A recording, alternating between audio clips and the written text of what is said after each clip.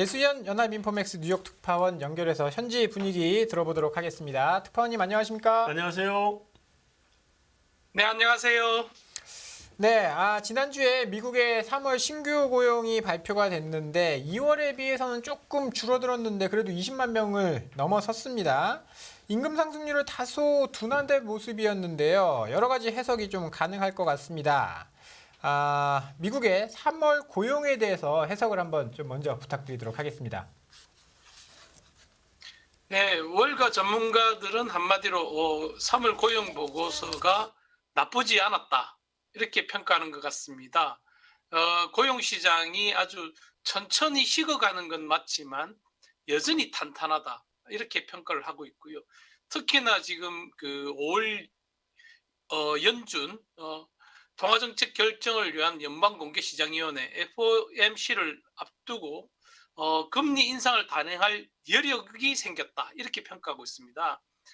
지금 엄청난 속도로 달려왔던 그런 고용시장의 열차가 조금씩 속도를 지금 줄이고는 있지만 아직 많은 힘이 남아있다, 이런 게 이제 대체적인 평가인데요. CIBC의 그 이코노미스트인 캐서린 저지는 고용시장은 연준이 올해 최종적인 금리 인상을 단행할 그런 힘을 줬다, 이렇게 평가를 하고 있습니다. 그리고 지금 낮은 실업률이 계속 유지가 되고 있어서 이 지금의 고용 증가세는 올해 이 금리 인상 가능성을 높이는 재료다, 이렇게 보고 있습니다.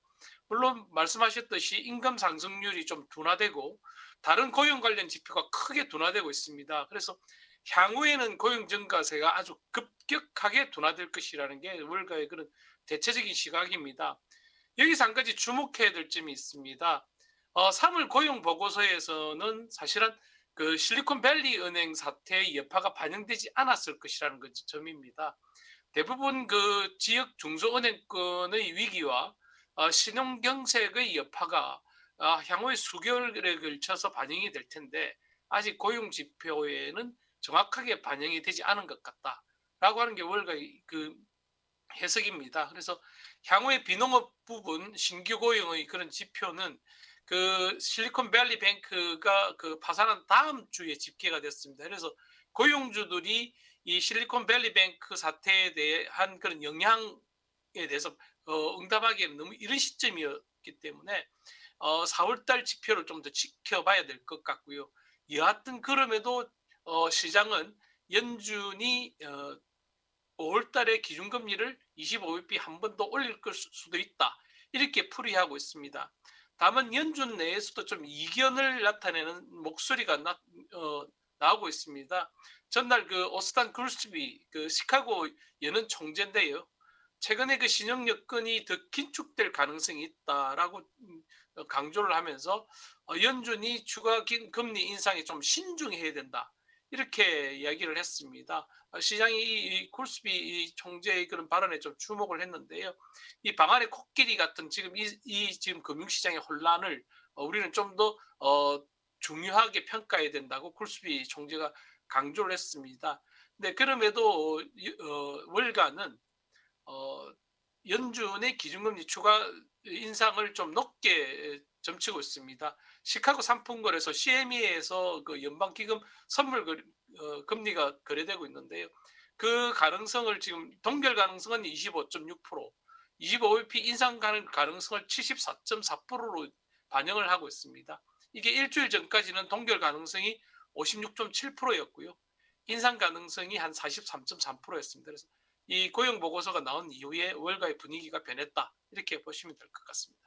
미국이 급격한 경기 침체로 들어가는 이른바 스태그플레이션 우려가 일각에서 나오고 있는 것 같습니다. 3월 신규 구인자 수가 여전히 100만 명을 넘어서고 있다는 점에서 급냉 가능성은 크지 않다라는 지적도 함께 나오고 있는 것 같은데요. 미국 경기의 연착륙 가능성 어떻게 보고 계십니까? 예, 제가 그런 그 질문이나 전망이 나올 때마다 늘 말씀드렸던 부분 중에 하나가 미국의 가계의 가처분 소득을 좀 많이 주목해야 될 것 같다. 여태까지 노랜딩 시나리오가 나왔던 그 논거도 사실은 미국의 가계들이 엄청나게 많은 저축을 보유하고 있다, 여태까지 보아오지 못했던 그런 구매력을 지금 유보하고 있는 상황이다라고 하는 논거를 바탕으로 미국의 경기가 노랜딩, 그러니까 뭐 경기 침체 없이 갈 수도 있다라고까지 전망이 나왔던 게 사실입니다. 근데 이 부분을 저희들이 조금만 더 생각해 보면 사실 좀 너무 교만한 전망이 아닌가 이렇게 볼 수 있습니다.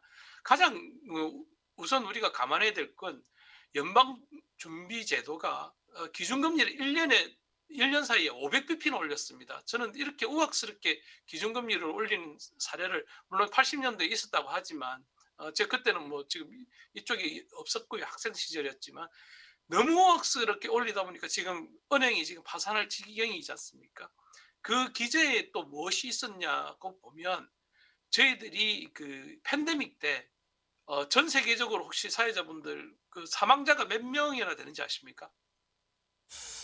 그 듣긴 했는데 뭐 2차 대전 때보다 예, 많았다 뭐. 700만 명 아마 오늘 기준으로 아마 700만 명이 넘었을 것 같은데요. 700만 명이 목숨을 잃었고 미국에서만 1억 명 이상이 코로나19에 감염됐습니다. 그 가운데 115만 명이 목숨을 잃었거든요. 이렇게 보면 사상자 수준만 보면 이미 세계대전 수준을 넘어선 충격입니다. 그동안 모든 전 세계 물류가 붙잡혀 있었고요.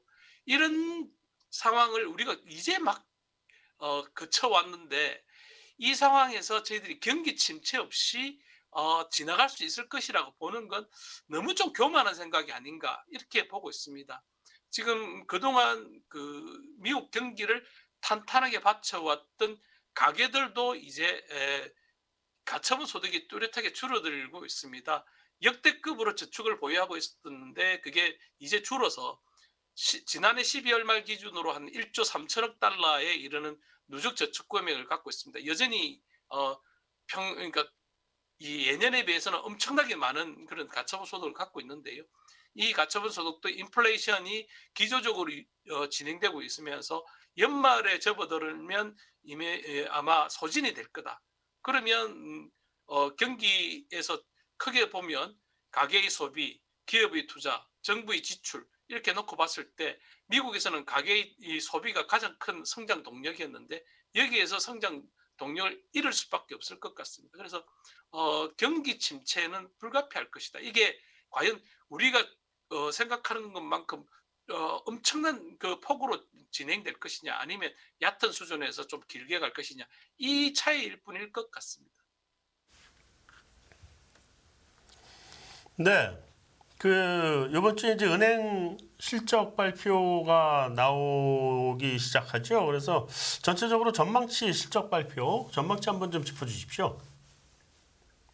네, 앞서 말씀드린 것과 연관이 되어 있는 것 같습니다. 그동안 기업들이 어떤 혁신을 통해서 뭐 실적을 획기적으로 개선할 수 있는 그런 부분이 없었지 않습니까? 그래서 그 부분이 이제는 나타날 거다. 그래서 실적이 이제 침체 국면으로 들어가는 리세션으로 들어갈 거다 이렇게 보고 있습니다. 팩트셋이 집계한 데 따르면 스탠다드 앤 포어스 500 지수에 상장된 기업들의 올해 1분기 순이익이 지난해 같은 기간보다는 한 6.8% 줄어들 것으로 지금 조사가 됐고요. 이게 그 2020년 2분기에 32% 급감했던 이후에 최대폭의 감소세로 지금 조사가 됐습니다. 매출도 1.8% 증가하는 데 그칠 것으로 지금 예상되고 있습니다. 역시 2020년 3분기 이후 가장 낮은 증가율을 보일 것으로 예상되는데요. 기업들이 이 1분기까지는 실리콘밸리 그 은행의 그런 파산에 따른 파장을 정확하게 반영을 하지 않았습니다. 앞으로는 또 이제 금융불안 등 산적한 악재가 더 추가로 반영될 수 있기 때문에 향후의 실적은 추가로 악화될 수도 있다. 이런 우려가 오히려 더 앞으로 우리가 주목해야 될 부분이고요. 금융조사기관인 레피니티브도 상장 기업들의 순이익이 지난해 같은 기간보다는 5.2% 줄어들 것이다. 폭에는 뭐 좀 이견이 있지만 뚜렷하게 순이익 감소폭이 감지될 것이다. 이렇게 보고 있습니다. 네, 당장 이번 주부터 14일로 알고 있는데 JP모건, 웰스파고가 실적 발표를 합니다. 지금 지역은행들은 파산을 했지만 몇몇 개가 파산을 했지만 이게 대형은행 쪽으로 자금이 이동을 해서 대형은행들은 별 영향이 없을 것이다라는 게 대체적인 분위기거든요. 이번에 실적 발표가 어떻게 나올지 그리고 이 실적 발표로 은행주들의 건전성에 대한 우려를 잠재울 수 있을지 어떻게 보고 계시나요? 대형은행들은 크게 걱정을 하지 않아도 될 것 같습니다. 실적도 아주 선방했을 것이다. 이렇게 보고 있습니다. 특히나 은행 업종들의 그 주당 순이익 EPS는 5분기 만에 증가세로 돌아설 것이다. 이렇게 보고 있습니다. 그리고 대형은행들의 그 주요 수익원 중에 하나인 트레이딩 수익, 이것도 채권 시장의 변동성이 워낙에 확대됐기 때문에 트레이딩 부분에서도 실적 개선이 이어질 여지가 있다. 이렇게 분석을 하고 있습니다. 그리고 주택담보대출금리 상승세가 둔화된 점은 뭐 실적에 어느 정도 부담이 되는 요인이고요. 그리고 최근에 금융시장 불안이 이어지면서 대성충당금을 좀 적립 규모를 좀 늘릴 것이다. 이 부분이 실적의 이제 변수가 될 것 같습니다. 그래서 이 실적 자체 이 부분은 이미 좀 예견이 되는 부분이 있는데 실적 자체보다 1분기 경영성과에 대한 은행 경영진들의 코멘트가 어떻게 평가될 것인가. 이게 사실은 관전 포인트가 될 것 같습니다. 미국 최대 은행 가운데 하나인 JP 모건 체이스, 제이미 다이먼 같은 분은 이미 월가에 이제 구루로 통하는데요. 지난주에 대출이 조금씩 줄고 소비도 조금씩 깎이고 있다. 지금 사업 모델이 조금씩 뒤로 물러나는 것으로 보이고 있고 실리콘밸리뱅크의 파산 이후에 시작된 은행업 위기의 여파가 지금 미국 경기에 미치고 그게 이제 경기 침체로 이어질 위험성이 커졌다라고 경고를 했습니다. 다만 그는 제이미 다이먼은 은행이 추가 파산할 수도 있다. 지역은행을 중심으로. 근데 이번 혼란상은 2008년의 글로벌 금융위기하고는 좀 다르다. 일부 은행이 도산하더라도 큰 그런 시스템 리스크로 이어지지는 않고 도미노 효과만 나타나지 않으면 크게 우려할 부분은 없다. 이렇게 평가를 하고 있습니다. 그래서 이번에 은행 실적도 중요하지만 은행 경영진들의 발언을 좀 주목해 보시면 향후 미국 경기나 주가를 전망하는 데 큰 도움이 되실 것 같습니다. 네, 그 미국 환경보호청에서 그 뭐 규제를 발표를 이번에 한 것 같아요. 그래서 2032년까지 신차 판매는 3분의 2는 전기차로 해야 된다 하는 규제가 나온 것 같은데 이러면 우리 이제 지금 그러자도 배터리 그 제일 핫한 분야가 배터리인데 여기 또 호재가 되는 거 아닌가요? 지금 미국이 의도하는 건 지금 에너지를 중심으로 해서 판을 바꾸고 싶어 하는 것 같습니다. 여태까지 보면 2차 산업혁명, 3차 산업혁명, 4차 산업혁명 모두 다 보면 에너지의 프레임이 패러다임이 바뀌면서 산업혁명이 뒤따르지 않습니까? 그걸 미국이 정확하게 간파를 하고 있는 것 같고요. 그래서 이 에너지 패러다임 자체를 바꿔야 되겠다. 그렇게 해야 지금 미국이 이 산업 제조업에서도 다시 주도권을 쥘 수 있다는 그런 절박함에서 나온 조치인 것 같습니다. 2032년까지 신차의 3분의 1을 전기차로 대체한다는 건 이건 엄청난 일인 것 같습니다. 그러니까 이 규제안 자체가 어떤 판매의 이런 비중을 명시한다는 것 자체가 사실은 업계에서는 엄청난 충격으로 받아들여지고 있거든요. 지난해에 그 신차 판매 가운데 전기차 비중이 5.8%에 불과했습니다. 이 비중을 보면 이건 실로 현실화된다면 아주 비약적인 조치다라고 지금 현재 언론은 평가를 하고 있고요. 조 바이든 행정부는 기후 변화에 따른 그런 대응을 일관된 국정 과제로 추진을 하고 있습니다. 그래서 2030년까지 미국에서 판매되는 자동차의 절반 이상을 전기차로 채우겠다는 게 그런 야심찬 계획인데요. 이건 정말 자동차 업계에서는 심각한 도전일 수 있습니다. 지금 2023년이고 불과 7년 남았는데요.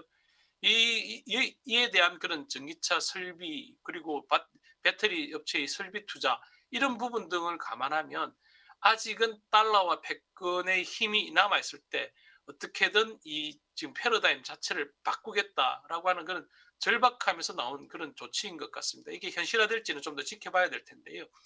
참고로 말씀드리면 민주당 같은 경우에 아주 친환경적인 그런 이미지가 강하지만 사실은 셰일 그 혁명은 민주당이 주도했었던 겁니다. 브루킹스 연구소를 제가 그때 출장 삼아서 2013년께 방문한 적이 있었는데요. 당시에 친환경적인 그런 기조를 강조한 민주당 정권이 민주당에서 셰일가스를 적극적으로 추진했다고 얘기를 했었습니다. 상당히 그때 좀 이례적으로 받아들였었는데요. 에너지 패권을 중심으로 해서 미국의 주도권을 회복하겠다는 그런 민주당의 의지는 확고한 것 같습니다. 네, 또 그 외에 투자자들이 주목해야 할 이벤트가 있으면 설명을 좀 부탁드리도록 하겠습니다. 네, 크고 작은 지금 신용 리스크, 크레딧 크런치가 계속해서 그 월가는 물론이고 유럽 금융시장에 나타날 수 있습니다. 그래서 지금부터는 제가 예전에도 말씀드렸지만 금융시장의 유동성 지표를 좀 많이 관찰할 필요가 있을 것 같습니다. 연준이 통화정책 방향을 바꿀 때는 언제나 보면 시장의 유동성에 따라 고갈되고 신용위험으로 이어지고 그리고 기업이 도산을 하고 그리고 회사채의 크레딧 스프레드가 확대될 때는 여지없이 연준의 그런 통화정책 행보가 바뀌어 왔습니다. 그래서 그 부분을 좀 주의 깊게 관찰하시면 연준의 향후 행보를 보는데 좀 많은 도움이 되실 것 같습니다. 네, 지금까지 연합인포맥스 배수연 특파원이었습니다. 특파원님 도움 말씀 감사드립니다. 감사합니다. 네, 감사합니다. 금융투자로 돈 벌기 쉽지 않으시죠? 그런데 불가능한 것도 아니죠. 글로벌 IB 트레이더의 눈으로 본 더 넓은 금융의 세계, 그들의 투자의 기술 정말 궁금하지 않으십니까? 여러분들을 응원합니다.